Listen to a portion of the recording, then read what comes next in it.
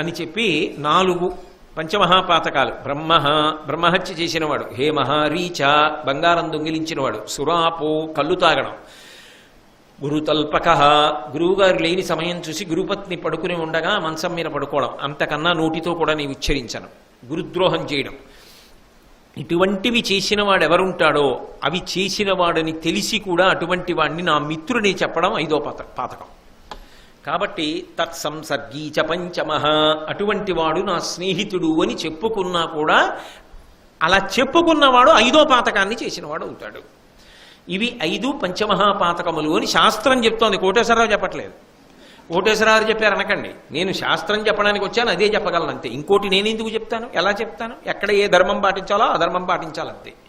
కాబట్టి ఇప్పుడు 4 మహాపాతకంలో 3 మహాపాతకములు తనకి చుట్టుకుంటాయని చెప్తున్నాడు. బంగారం దొంగిలించడం ఒకటే వదిలిపెట్టాడు. ఆయనకి ఏం అవసరం ఉంటుంది, నేను హే మహారీచ అది వదిలిపెట్టి, కాబట్టి గురుద్రోహికి ఉండేటటువంటి పాతక ఫలం, బ్రహ్మహత్య చేసినటువంటి వాడికి ఉండేటటువంటి మహాపాతక ఫలం, మద్యపానం చేసిన వాడికి ఉండేటటువంటి మహాపాతక ఫలం, అలాగే హే మహారీచ బంగారానికి బదులుగా ఇంకొక మహాపాపాన్ని తీసుకొచ్చాడు అర్జునుడు మహాభారతంలో. అంటే వ్యాసుల వారు ఇది కూడా మహాపాతకమే, ఇది ఈ జన్మలో చేసినది కదా ఇక్కడతో వదిలిపెడుతుందని నువ్వు అనుకుంటున్నావేమో, కొన్ని కోట్ల జన్మలు వెంటపడి కాల్చేస్తుంది నిన్ను, అంతటి మహాపాతకంగా ఇంకొక దాన్ని తీసుకొస్తున్నారు. 3 రుణములు చెప్తే వ్యాసుడు భారతంలో 4వ రుణం చెప్పాడు.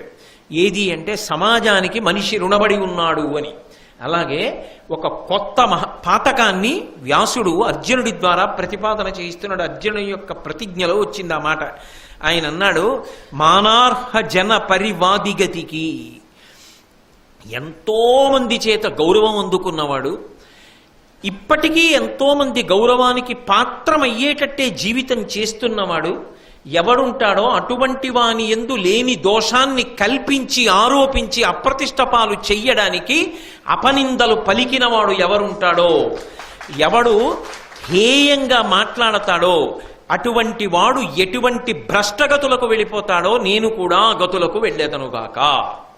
అంటే ఇవి అర్జునుడు చేసిన ప్రతిజ్ఞలైతే ఇటువంటి వాటి జోలికి మనం వెళ్ళకూడదు అని ఎంత దూరంగా ఉండాలో, అటువంటి వాటి జోలికి వెళ్ళడం తేలికగా కనపడినా కోట్ల జన్మలు ఎలా కట్టి కుడిపేస్తాయో భారతం ప్రబోధ. If you like this video, hit the like button. For more videos, subscribe to our channel. If you have learned anything from this video, comment down below. Subscribe.